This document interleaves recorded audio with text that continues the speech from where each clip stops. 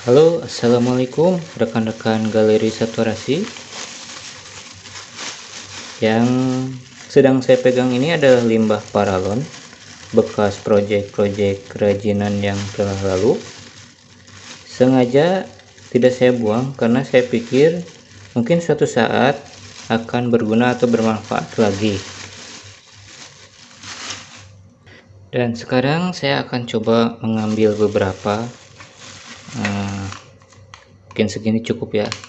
Saya akan coba membuat gantungan kunci nama dari bahan pipa paralon sisa atau limbah paralon sisa ini. Bagaimana proses pembuatannya?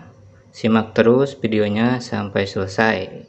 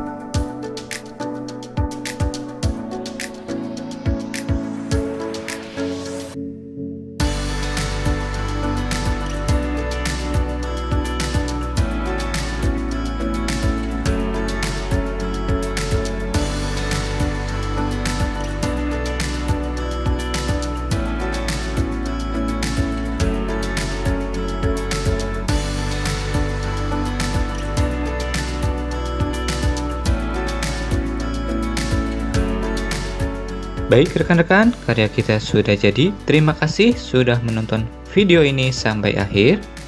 Jangan ada batasan untuk berkreasi dan berinovasi. Tetap semangat dan jaga kesehatan. Keep sholawat Allahumma sholli ala Muhammad. Akhir kata saya pamit. Wassalamualaikum.